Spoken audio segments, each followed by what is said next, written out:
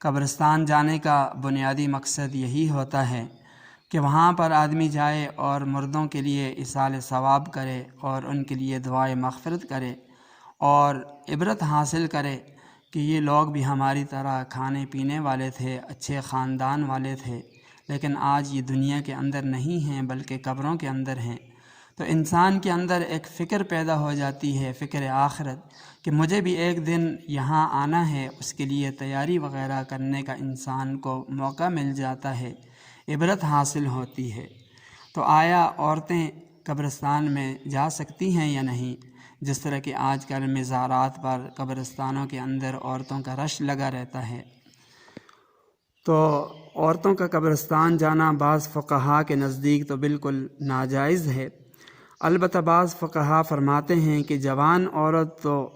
اس کا تو قبرستان جانا جائز نہیں ہے، یہ مکروہ ہے،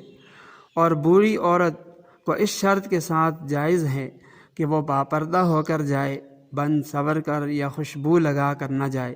اور اس بات کا یقین ہو کہ کوئی کام خلاف شریعت نہیں کرے گی، مثلا رونا پیٹنا، اہل قبور سے حاجتیں مانگنا، اسی طرح دوسری ناجائز باتیں اور بدعتیں جو آج کل قبرستانوں کے اندر مزاروں پر ہوتی ہیں، ان باتوں سے اگر پرہیز کیا جائے تو بوڑھی عورت کے لیے قبرستان جانے کی گنجائش ہے۔